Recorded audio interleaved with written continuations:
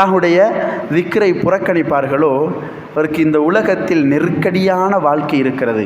இன்றைக்கு பார்க்குறோம், எல்லா வசதியும் இருக்குது. மனிதர்கள் பேசுகிற வார்த்தைகள், ஆரோக்கியமாக இருக்கிறேன், ஆடம்பரமான வீடு இருக்கிறது, ஆடம்பரமான வாகனம் இருக்கிறது, கை நிறைய பணம் இருக்கிறது, அழகான மனைவி, அழகான பிள்ளை, அன்பான பெற்றோர்கள், நல்ல நண்பர்கள், ஊரில் கௌரவம் எல்லாம் இருக்கிறது. ஆனால் நிம்மதி இல்லை. அல்லாஹ் வாக்களிக்கிறான், உனக்கு எல்லாம் இருந்தும் இதையெல்லாம் தந்த ரப்பு உனக்கென்னொரு வழிகாட்டி புத்தகத்தை வழங்கியிருந்தான். அதை நீ புறக்கணித்துக் கொண்டு குர்ஆனை விட்டு ரொம்ப தொலைவில் நீ வாழ்கிறாய். உன்னுடைய வாழ்க்கை பாதையையும் குர்ஆனுடைய பாதையும் எடுத்தால் இதை எதிர் திசையில் பயணிக்கிறது. நீ குர்ஆனை புறக்கணித்தால் உனக்கு அல்லாஹ் வாக்களிப்பது நெருக்கடியான வாழ்க்கை. கோடி கொடுத்தாலும் மகிழ்ச்சி வராது, எவ்வளவு பட்டங்கள் பதவிகள் இருந்தாலும் மகிழ்ச்சி வராது. குர்ஆனை விட்டு தொலைவில் வாழ்ந்தால் அல்லாஹ்வுடைய தூதர் ஸல்லல்லாஹு அலைஹி வஸல்லம் சொல்கிறார், உங்களுக்கு 2 விடயங்களை விட்டு செல்கிறேன், அதை நீங்கள் பற்றிக்கொள்ளும் காலமெல்லாம் எனக்கு பின்னால் நீங்கள் வழி தவறி விட மாட்டீர்கள். எனவே இந்த உலகத்தில் வழி தவறாமல் சீரான பாதையில் செல்ல வேண்டும் என்றால் குர்ஆனோடு பயணிக்க வேண்டும். அன்பானவர்களே, இன்று பெற்றோருடைய கரங்களிலும் குர்ஆனை காணல, அதனால் பிள்ளைகளுடைய கைகளிலும் குர்ஆன் இல்லை, உள்ளத்தில் தான் இல்லை, கைகள்லையாவது குர்ஆன் இருக்கிறது பார்த்தா அதை தொட்டு அதனை ஸ்பரிசித்து பல நாட்களாய் போயிருக்கிறது நம்முடைய வாழ்க்கையில். கடந்த ரமதானில் குர்ஆனை தொட்டவர்கள் அடுத்த ரமதானை எதிர்பார்த்து கொண்டிருக்கிறார்கள். கடந்த ரமதானுக்கு புழுதி தட்டப்பட்ட குர்ஆன் அடுத்த ரமதானை எதிர்பார்த்து கொண்டிருக்கிறது. அல்லது சில வீடுகளில் ரமதானிலும் புழுதி படிந்திருக்கிறது. தன்னுடைய வீட்டில் சில வீடுகள் இருக்கிறது, கடந்த ஜனாசா விழுந்ததற்கு பின்னால் தொடப்பட்ட குர்ஆன் அடுத்த ஜனாசாவை எதிர்பார்த்து கொண்டிருப்பது போல வீடுகளில் குர்ஆன் அலுமாரிகளில் அடுக்கி வைக்கப்பட்டிருக்கிற வாழ்க்கை நம்முடைய வாழ்க்கை.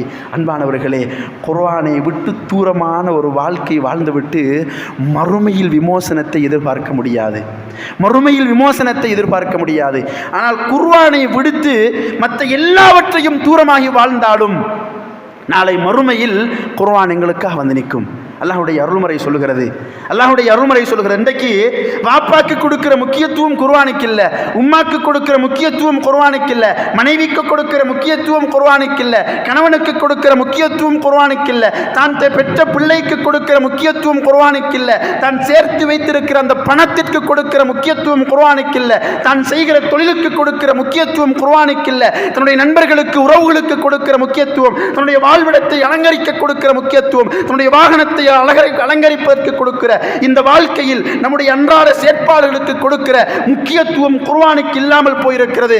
ஆனால் நாங்கள் எவருக்கெல்லாம் முக்கியத்துவம் கொடுக்கிறோமோ இவர்களை பற்றி அல்லாஹ் பேசுகிறார். யௌம யஃபிர்ருல் மர்உ மின் அஹி, சகோதரனுக்கு முக்கியத்துவம் கொடுத்தாய் அந்த சகோதரன் உன்னை விட்டு ஓடுவான். உம்மிஹி வாபி, பெற்றோர்களுக்கு அல்லாஹ் பிழை என்று சொன்ன வழிகளெல்லாம் முக்கியத்துவம் கொடுத்தாய், அவர்களை விட்டு நீ ஓடுவாய், உன்னை விட்டு அவர்கள் ஓடுவார்கள். வசாஹிபதிஹி வபனி, உன்னுடைய மனைவிக்கு முக்கியத்துவம் கொடுத்தாய், பிள்ளைகளுக்கு முக்கியத்துவம் கொடுத்தாய், அவர்கள் உன்னை விட்டு ஓடுவார்கள். விட்டு ஓடுறது மட்டுமல்ல, அல்லாஹ் இன்னொரு சந்தர்ப்பத்தில் சொல்கிறான், யவத்துல் முஜ்ரிம், ஒரு பாவியாக, தொழுகை இல்லாதவனாக, நோன்பில்லாதவனாக, ஜக்காத் இல்லாதவனாக, வசதி இருந்தும் ஹஜ் செய்யாதவனாக, பெற்றோர்களுக்கு புறக்கணித்து உறவுகளை துண்டித்து கெட்ட வார்த்தைகள் பேசிக்கொண்டு ஹராமான வருமானங்கள் தேடிக்கொண்டு ஊரில் அட்டூழியங்கள் செய்து கொண்டு போதை வியாபாரங்களை செய்து கொண்டு தன்னையும் அழித்து சமூகத்தையும் அழித்துக் கொண்டு வாழ்ந்த ஒரு பாவியாக நாளை மஹ்ஷருடைய பெருவழியில் அவன் எழுந்து நிற்பான். அந்த நேரத்தில் அவன் சிந்திப்பான், லவ் யஃப்ததி மின் அதாபி யௌமிதின் பிபனி, இந்த வேதனை ரொம்ப பயங்கரமானது, இதில் இருந்து நான் தப்போனும். பிள்ளையை மாட்டி கொடுத்துட்டு தப்பலாமா, மனைவியை மாட்டி கொடுத்துட்டு தப்பலாமா, பெற்றோர்களை மாட்டி கொடுத்துட்டு தப்பலாமா, நண்பர்களை மாட்டி கொடுத்துட்டு தப்பலாமா, உறவுகளை மாட்டி கொடுத்துட்டு தப்பலாமா, ஒமன் ஃபில் அர்லி ஜமீஅன் சும்ம யுன்ஜி, உலகத்தில் பூமியில் இருந்த எல்லாரையும் மாட்டி கொடுத்துட்டு நான் மட்டும் தப்பலாமா என்று சிந்திக்கிற தருணம் அந்த தருணம். அன்பானவர்களே, இப்போ நாங்கள் இந்த உலகத்தில் எதெல்லாம் தேவென்று சொல்லி அல்லாஹ்வை புறக்கணிச்சுட்டு வாழ்ந்தோமோ அது எல்லாம் மறுமையில் எங்களை மாட்டி கொடுத்துட்டு தப்பலாமான்னு சிந்திக்கும். ஆனால் நான் ஓதிய குர்ஆன் யஅதி யௌமல் கியாமத்தி ஷஃபீஅன் லி அஸ்ஹாபிஹி, அல்லாஹ் இடத்துல வரும், எனக்காக பரிந்து பேசும்.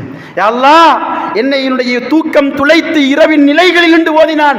பகல்கள் அல்லாஹ்வுடைய தூதர் சொல்லுகிற வார்த்தைகள், இரவின் தூக்கம் துளைத்து இரவுகளில் ஓதினான், பகல்களில் ஓதினான். இவனை உன்னுடைய மன்னிப்பை கொண்டு அரவணைத்து விடு, அவனுக்கு உன்னுடைய ஷஃபாஅத்தை வழங்கி விடு. அது மட்டுமல்ல, அல்லாஹ்வுடைய தூதர் ஸல்லல்லாஹு அலைஹி வஸல்லம் இன்னும் கொஞ்சம் அட்வான்ஸா சொல்றாரு. சூரத்துல் பக்கராவும் ஆல இம்ரானும் போட்டி போட்டு கொண்டு வருமாம்.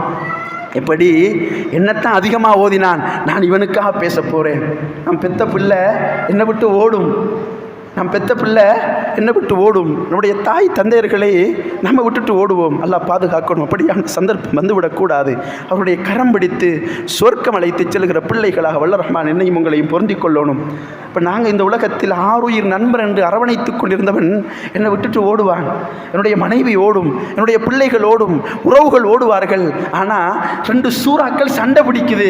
நான் முதல் போய் அல்லாட்ட பேச போகிறேன், நான் முதல் போய் அல்லாட்ட பேச போகிறேன். அல்லாஹ்வுடைய தூதர் சொல்கிறார், மேகங்கள் போன்று வரும் அல்லது புறாக்கள் போன்று பறந்து வந்து அல்லாஹ்விடம் பேசும் என்றார்களே. இந்த அருள்மறையைத்தான் அல்லாஹ்வுடைய தூதர் தன்னுடைய இறுதி வசியத்தாக சொன்னார். இந்த குர்ஆனை பற்றி பிடிக்கும் காலமெல்லாம் உலகில் நீங்கள் வழி தவற மாட்டீர்கள். அல்லாஹ் சொல்கிறான், நாளையில் அல்லாஹ் உங்களுக்கு விமோசனம் இருக்கிறது என்று. எனவே அன்பான ஈமானிய உறவுகளே, ஒவ்வொரு கடப்புறம் நாங்கள் கடக்கிற ஒவ்வொரு செகண்டும், இந்த உலகத்தில் நான் கழிக்கிற ஒரு செகண்டும் என்னை நோக்கி மௌத்து வந்து கொண்டிருக்கிறது. எப்ப என்னை தழுவிக்கொள்ளும் என்று தெரியாது.